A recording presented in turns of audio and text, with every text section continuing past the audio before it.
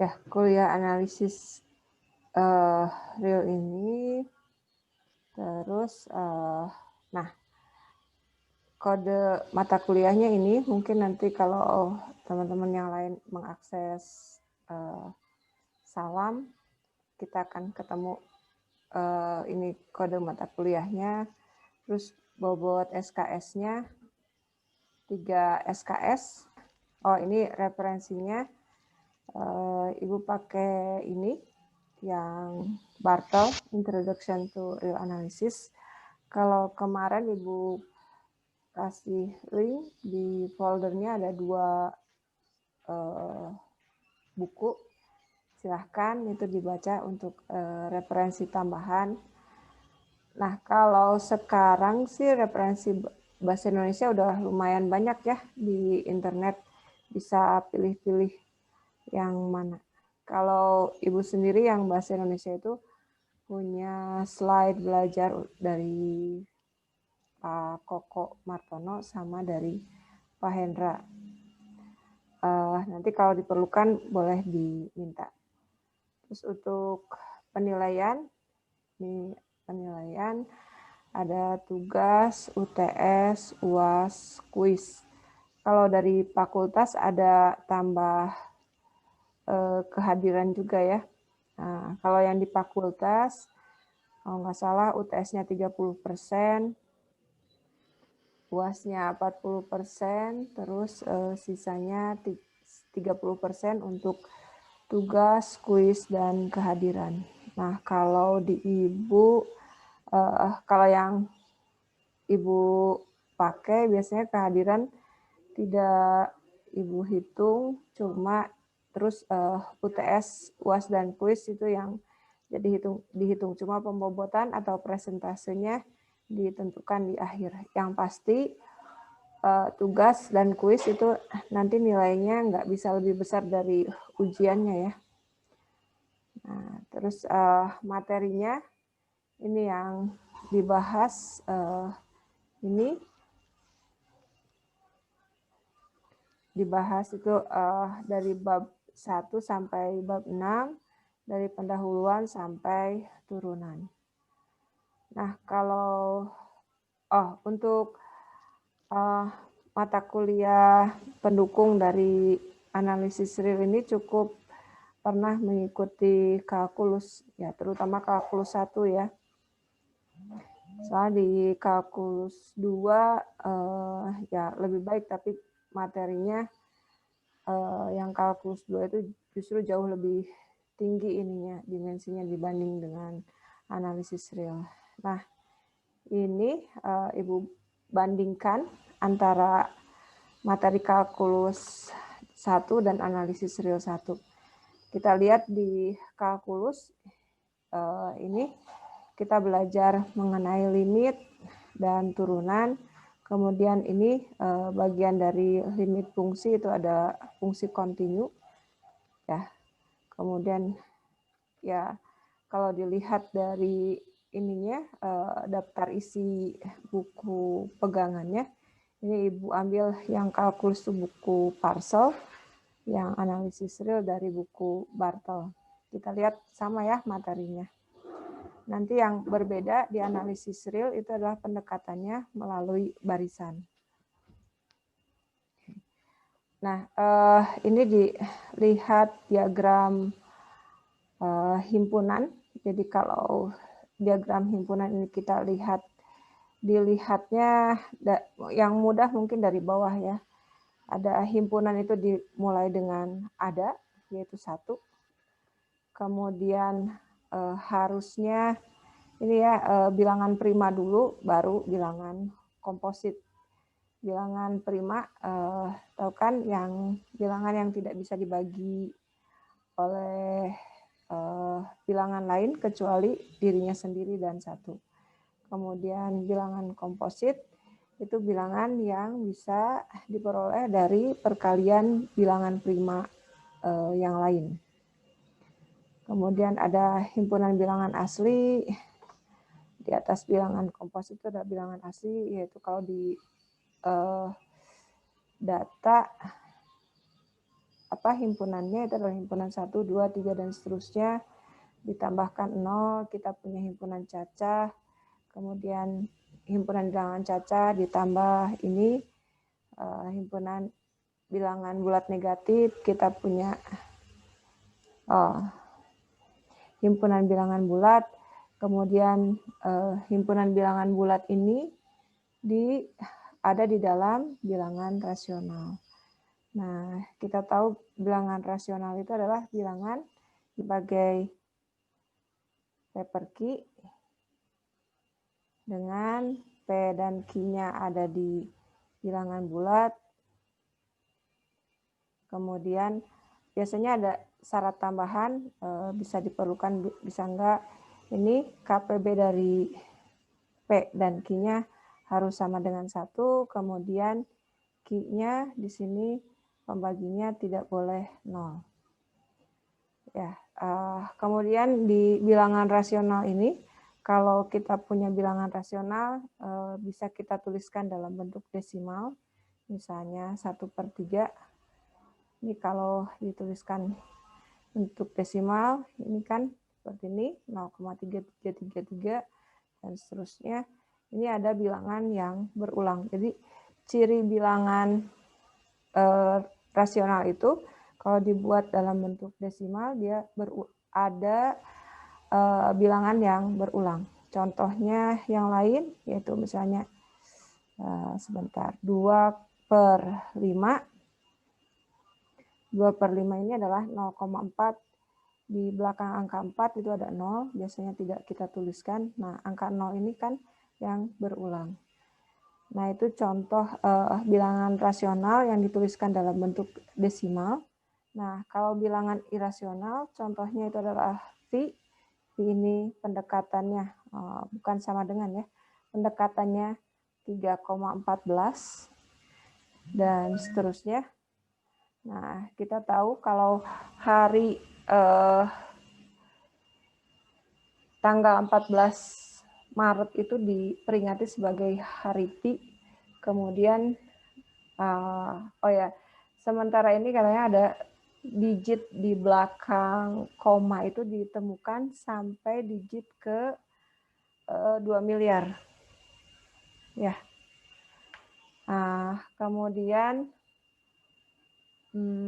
contoh lain itu adalah akar 2, terus akar 3, ya, dan yang lainnya. Nah, kedua bilangan ini, bilangan rasional dan irasional, itu ada di dalam himpunan bilangan real.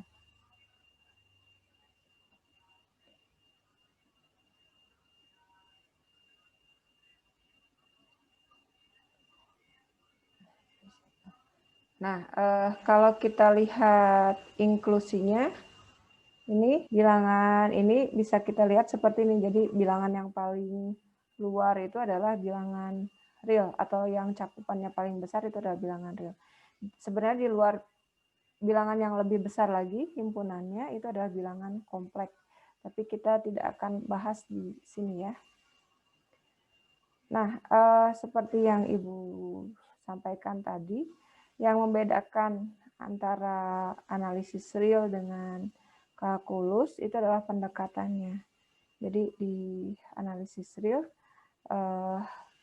limit fungsi, kekontinuan, dan turunan itu didekati dengan barisan. Nah, barisan sendiri itu didefinisikan seperti ini. Jadi ada pemetaan dari bilangan asli ke bilangan real. Ini ya seperti berbaris kan ya. Kalau berbaris kita biasanya untuk setelah barisannya rapih, itu kita suka diminta berhitung sama komandannya ya. Jadi berhitungnya mulai dari 1, 2, dan seterusnya. Nah, ini juga konsep kenapa disebut barisan ya karena itu. Jadi kita mulai berhitung dari bisa dari 1 atau dari bilangan yang lebih besar dari 1 sampai ke akhir dari barisan itu. Nah, ini kalau orang kan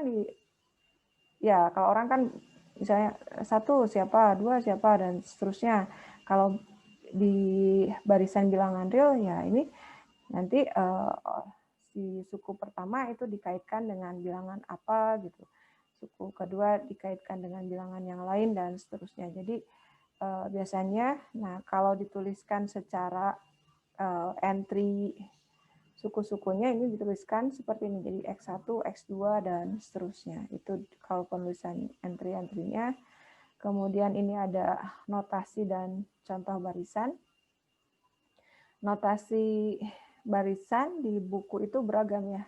Kalau di buku Bartel dia pakai 3 ini.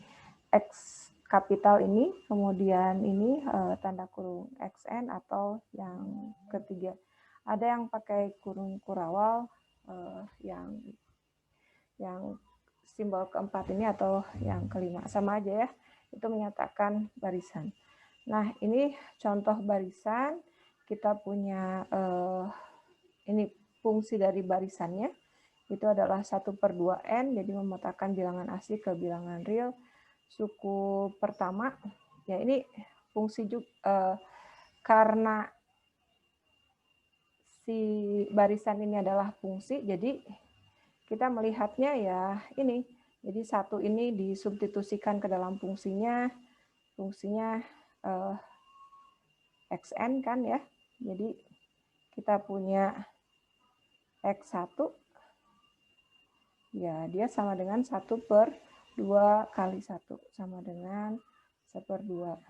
Ya, kemudian x2 kita punya ya sama aja dengan fungsi 1/2 kali 2 sama dengan 1/4. Jadi bilangan 1 dikaitkan dengan setengah, terus ya bilangan 2 dikaitkan dengan 1/4 dan seterusnya. Nah, biasanya kalau di barisan kita bacanya suku pertama dari barisan itu adalah setengah, suku barisan kedua itu adalah 1/4, suku barisan ketiga adalah 1/6, atau suku ketiga itu adalah 1/6, dan suku ke n adalah 1/2n. Nah, karena barisan itu adalah fungsi, jadi kita bisa berikan ilustrasi dalam grafik dengan X-nya itu sebagai domain, Y-nya sebagai daerah hasilnya. Nah, ini kita lihat barisan ini merupakan fungsi diskrit, ya, bukan fungsi kontinu. Nah, contoh di sini, kalau si daerah hasil ini kita proyeksikan, ini nilai-nilainya, ini kan sebenarnya titik-titik yang di grafik itu mewakili ini. Biasanya kan koordinat, karena di grafik ini 1, setengah, ini suku yang pertama nilainya setengah, kemudian ini 2, suku yang kedua nilainya 1/4, terus ini 3,1/6, berarti suku yang ketiga nilainya 1/6, dan seterusnya. Nah, kalau si yang ini nilainya aja kita ambil, atau kalau secara geometrinya kita ambil proyeksinya ke daerah hasil, itu kita akan punya ini gambar yang di bawah. Ini adalah nilai proyeksinya aja. Jadi ini adalah X1-nya, ini X2, X3, dan seterusnya sampai XN. Ini dia ini ya mengumpul di bilangan di sini. Atau kalau kita lihat di barisan ini dia punya asimtutnya atau nilai yang didekatinya itu adalah 0. Oh, ini bukan X, Y sama dengan 0. Ya, itu. Kemudian kita lihat contoh yang lain. Ini contoh barisan seperti ini. Jadi, nah di sini kita lihat cara menuliskan barisan itu tidak tunggal. Bisa seperti ini, XN dituliskan sama dengan 2N, atau dituliskan secara iterasi. Nah, iterasi, ini iterasi dituliskan suku pertamanya. Jadi inisial kondisinya 2, kemudian suku selanjutnya dituliskan sebagai ini, xn plus 1 sama dengan xn plus 2. Atau bisa dituliskan dengan cara yang di bawah ini. Jadi cara penulisan barisan juga tidak tunggal.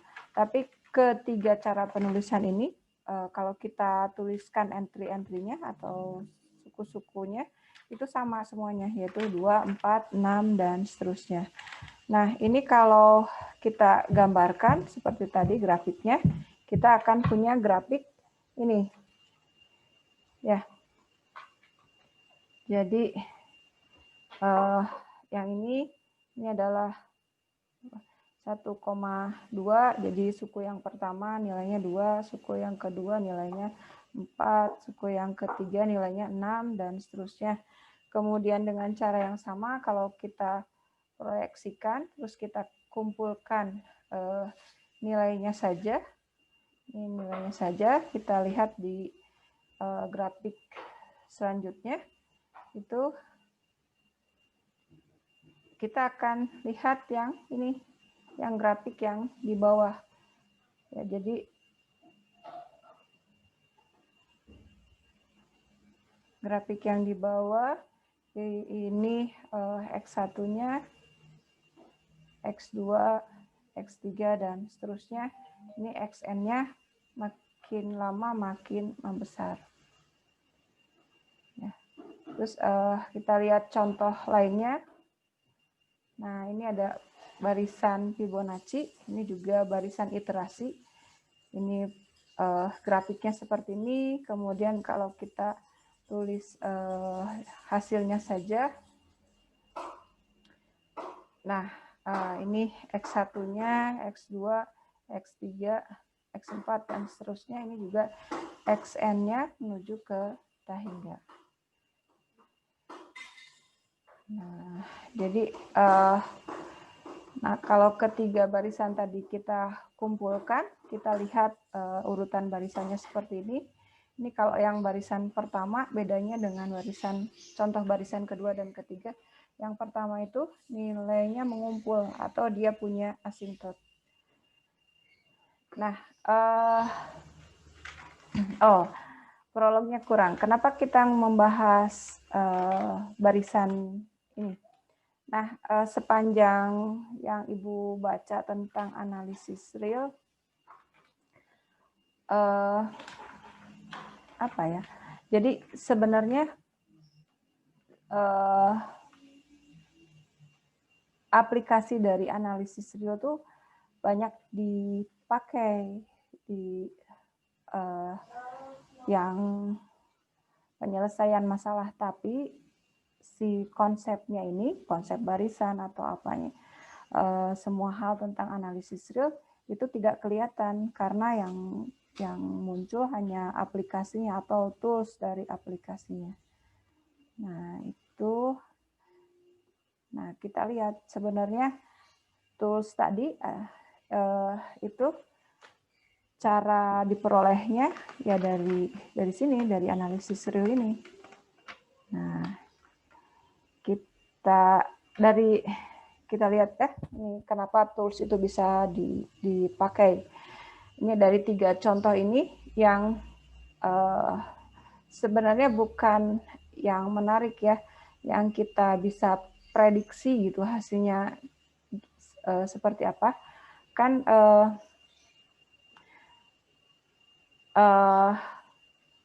barisan itu yang terlihat indah itu kalau dia rapih, mengumpul, tidak berserakan. Nah, begitu juga dengan barisan di bilangan real ini, yang terlihat bagus, yaitu yang mengumpul. Nah, cuman di sini istilahnya itu konvergen. Karena di matematik kita harus tahu bagaimana cara mengukur yang disebut konvergen. Caranya ini adalah kayak blueprintnya gitu. Ini cetakan konvergennya itu seperti ini. Itu pakai definisi. Jadi kalau ada barisan konvergen konvergen ke X atau mengumpul ke X, ini kalau memenuhi ini katanya, jika kita pakai pengukur jarak atau corong epsilon katanya, akan ada bilangan asli atau mulai suku ke yang lebih besar dari K, itu jaraknya selalu kurang dari epsilon. Ini jaraknya diukur dari suku barisan ke limitnya. Nah, kalau kita punya kondisi seperti di kalimat ini disebut barisan yang konvergen dan mempunyai limit. Kalau barisan yang tidak punya limit disebut barisan divergen. Nah, ini ada contoh barisan konvergen dan cara pembuktiannya. Seperti yang dituliskan di slide sebelumnya, ini udah dituliskan kecil ya. Jadi ini blueprint dari konvergennya. Membuktikan konvergen itu seperti ini di kalimat definisi. Nah, kalau ada barisan, ini XN, kita akan buktikan dia konvergen, kita harus membuat kalimat yang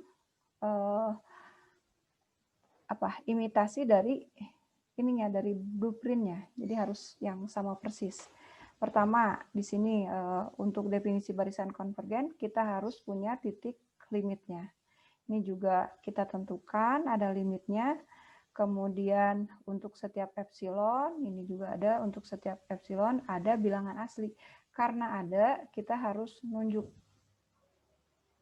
Kayak misalnya di kelas ini tidak kosong. Bagaimana cara membuktikannya? Ibu bisa kasih lihat caranya kita. Nah, ini kelasnya nggak kosong. Ada ini sementara ini di view-nya ada yang Ibu lihat ada 5 orang siswa. Nah, seperti itu. Jadi ada di sini tuh kita harus, nah di sini harus bisa menunjukkan berapa jumlahnya. Misalnya apalagi ya?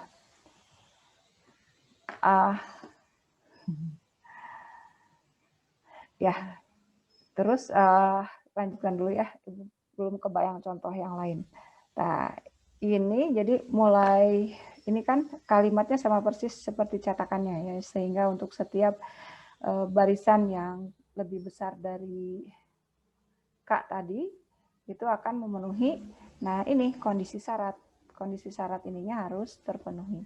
Dan ini di tulisan sini ditunjukkan kalau ternyata XN atau seper N dikurangi limitnya itu jaraknya selalu kurang dari epsilon. Nah, ini buktinya seperti itu ya. Jadi membuktikan sesuatu berdasarkan definisi itu kita harus bisa membuat kalimat yang imitasi dari blueprintnya. Itu. Kemudian ini ada definisi Cauchy. Nah, apa bedanya dengan yang tadi? Kalau yang ini, definisi barisan konvergen, ini diperlukan ini titik konvergensinya. Atau kita harus tahu asimptotnya. Ya, kita harus tahu asimptotnya. Tapi kalau yang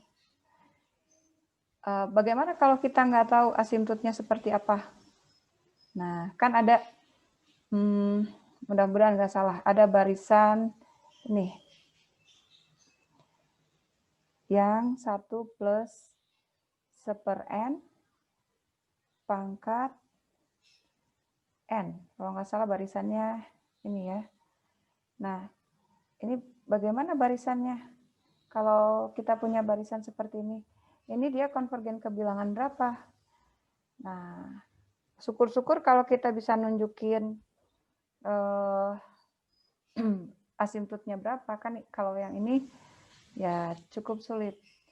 Nah, bagaimana kita tahu dia konvergen atau enggak? Kita pakai cara yang lain, yaitu dengan barisan Cauchy. Sini untuk barisan ini, kalau kita belum tentu tahu limitnya berapa, tapi kita mau ngecek barisannya konvergen atau tidak, ya kita bisa uji dengan Cauchy ini. Jadi kalau diilustrasikan dengan grafik, kalau tadi yang yang dengan definisi yang pertama, jadi setiap unsur barisan itu ini dihitung jaraknya harus kurang dari epsilon. Misalnya epsilon 1, kemudian di sini suku yang ke N dan seterusnya dihitung lagi jaraknya terhadap epsilon 2 dan seterusnya. Nah, kalau di sini, kalau di Cauchy ini, yang kita hitung itu, misalnya ini ada barisan, kemudian ini kan yang dimintanya barisan sembarang ya. Jadi misalnya dua barisan ini kita ukur, dua unsur barisan. Nah ini misalnya seperti ini diukur, ini jaraknya harus epsilon, tapi kita ukur yang lain.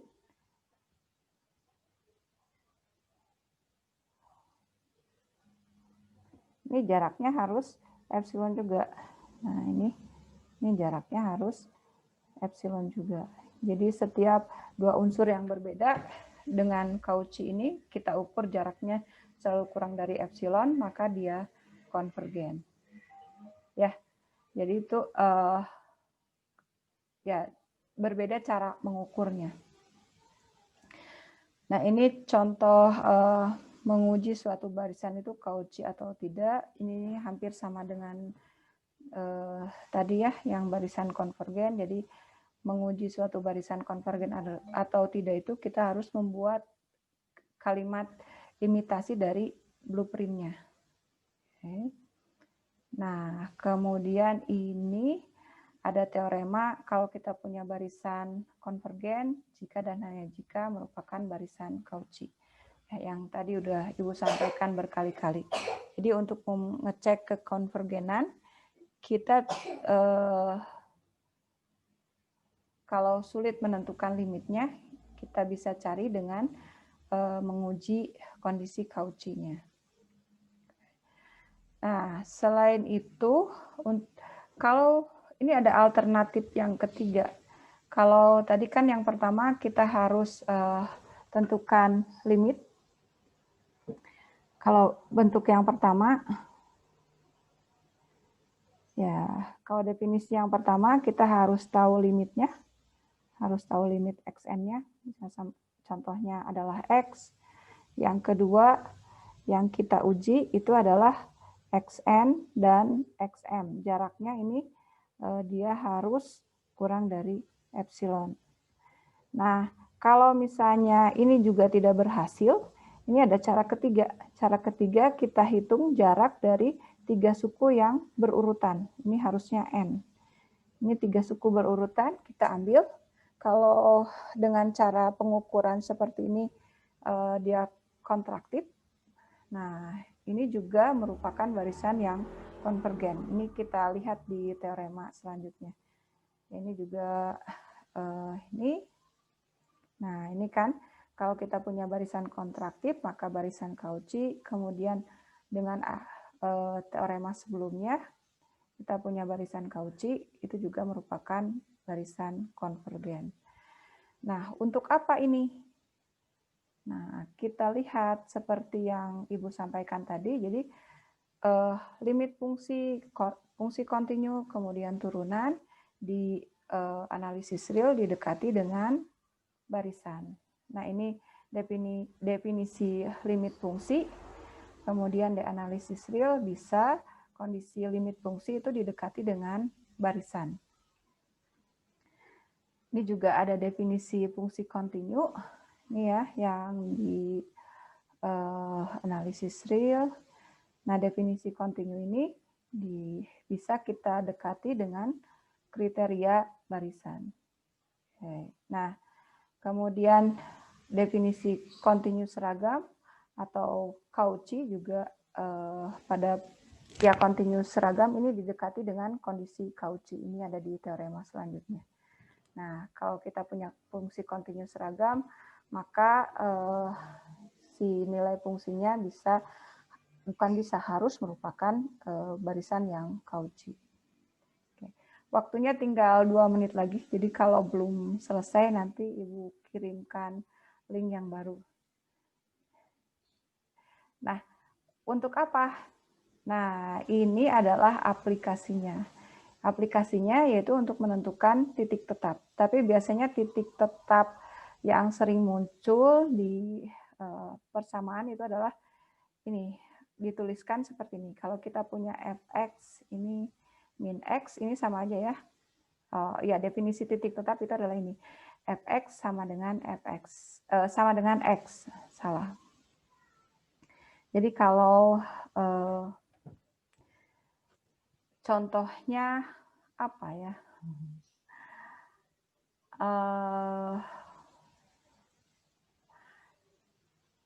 Yang sederhana, yang fx sama dengan x beneran ya ini, yang fungsi ini ya. Nah ini kan fx sama dengan, jadi sepanjang garisnya itu sama dengan x lagi. Kalau contoh yang lain misalnya kita punya fx sama dengan x kuadrat. Nih, kalau digambarkan fungsinya, nah seperti ini. Ya. Nah, yang x dipetakan ke x lagi pada fungsi yang ini hanya titik x sama dengan 0. Ini kan kalau kita punya f0, ini sama dengan 0 kuadrat sama dengan 0. Jadi kita punya ya f0 sama dengan 0, jadi maksudnya sesuai dengan definisi titik tetap ini. Jadi untuk contoh yang ini titik tetapnya, ini titik tetapnya ada di x sama dengan 0. Untuk contoh yang sebelumnya ini titik tetapnya adalah sepanjang, ini titik tetapnya ini untuk x-nya itu sepanjang garis real. Titik tetapnya ada di R. Nah, cara menentukan mencari titik tetap ini biasanya di aplikasi itu dituliskan dengan seperti tuliskan dalam bentuk seperti ini, sama dengan 0. Jadi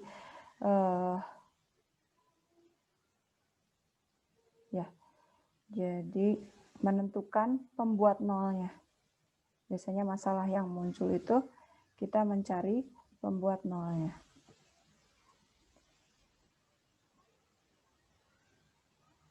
Ya, biasa. Kalau sudah belajar metode numerik, biasanya kondisi seperti ini muncul ya, kayak kondisi metode bisection, yang metode bagi dua itu adalah ya ini aplikasi atau menentukan solusi dari masalah seperti ini, dari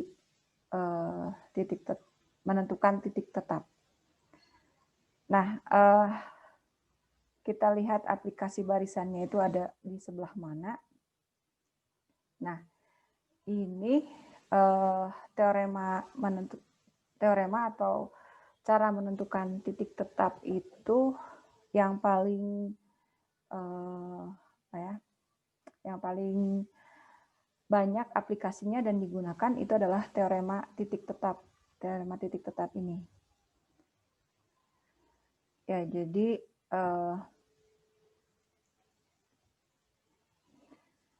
kalau kita punya fungsi kontraktif, maka katanya dia punya tepat satu titik tetap. Nah, yang menarik justru itu adalah ini bukti dari teorema titik tetap ini. Nah, ini buktinya di bawah. Kalau teorema ini hanya kutipan dari teorema sebelumnya. Jadi, kenapa 3 definisi barisan itu muncul? Karena ini akan digunakan di bukti teorema titik tetap Banach tadi. Nah, tadi kan ada keterkaitan barisan yang konvergen itu bisa dicari dengan barisan yang Cauchy. Dan barisan Cauchy ini bisa dicari dengan barisan kontraktif. Nah, ketiga kondisi barisan ini digunakan di bukti teorema titik tetap Banach ini. Yang pertama, di konsep jadi teorema titik tetap ini Banach ini di konstruksinya yaitu kita buat barisan iterasi dulu, barisan iterasi seperti ini. Kemudian barisan iterasinya harus memenuhi kondisi kontraktif, ini kondisi kontraktif. Kemudian kondisi kontraktif, di kondisi kontraktifnya ini seperti ini kan sama ya, seperti di barisan tadi yang definisinya. Kondisi kontraktif itu bisa kita peroleh dari 3 suku yang berurutan. Nah, ini 3 suku yang berurutan seperti ini. Ini di sini XK plus 1, XK dengan XK min 1. Ini 3 suku berurutannya. Nah, kemudian dari kondisi kontraktif ini kita tunjukkan bahwa kondisi barisannya itu adalah Cauchy. Jadi kita ambil seperti di definisinya tadi yang Cauchy. Jadi kita ambil sembarang 2 suku, itu jaraknya selalu kurang dari epsilon. Epsilon yang di ininya seperti ini. Epsilonnya bergantung ke nilai ini. Nah, ini kalau dia sudah memenuhi Cauchy, baru selanjutnya ditunjukkan kalau limitnya itu ada. Dan di sini ini adalah bukti kalau titik limitnya itu adalah tunggal. Ya, jadi ketiga definisi konvergen tadi itu dipakai di bukti teorema titik tetap ini. Ya, jadi alasan kenapa analisis real itu menarik buat Ibu ya ini. Jadi kita bisa lihat aplikasinya seperti ini. Dan si metode ini, si teorema titik tetap ini, yang titik tetap Banach ini banyak digunakan untuk mencari solusi dari permasalahan yang lain, kayak optimasi, terus persamaan diferensial, itu semuanya menggunakan konsep ini, terutama di konsep di buktinya ya, di bukti untuk menentukan titik tetapnya. Seperti kita harus tunjukkan barisannya Cauchy, kontraktif, konvergen, seperti itu. Jadi ya itu kenapa urutan dari materi kuliah analisis real ini bisa kita harus kita dalami, karena ya aplikasinya cukup banyak ya. Tapi kadang konsep dasarnya ini tidak muncul pada saat kita mengerjakan aplikasinya. Konsep barisannya di aplikasi itu tidak muncul, tapi aplikasinya sering kita pakai. Nah, itu saja untuk materi hari ini. Jadi kenapa kita harus belajar analisis real? Ya, karena itu aplikasinya banyak digunakan, tapi banyak dilupakan. Oke.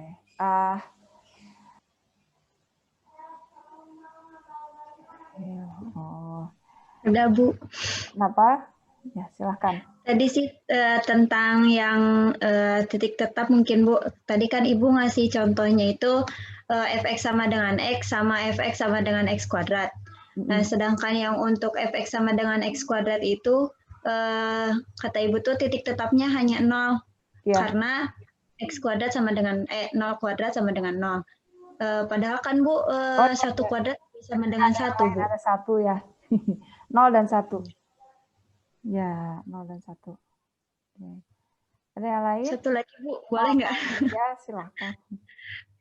Tadi kan terkaitan konvergen sama Cauchy.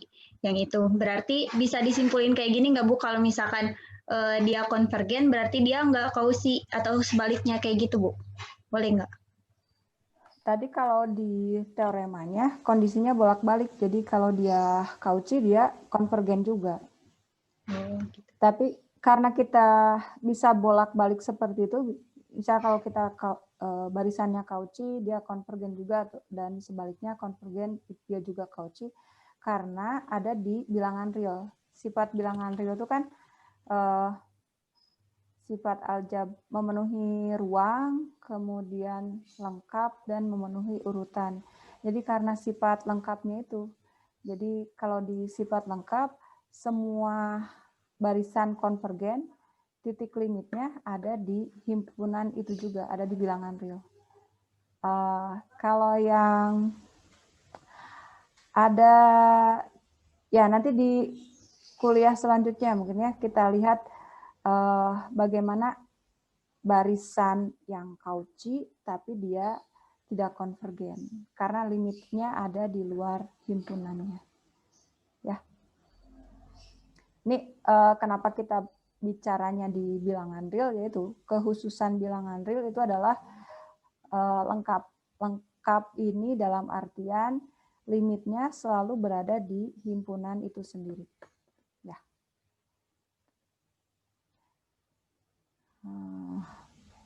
Ya, ada yang lain?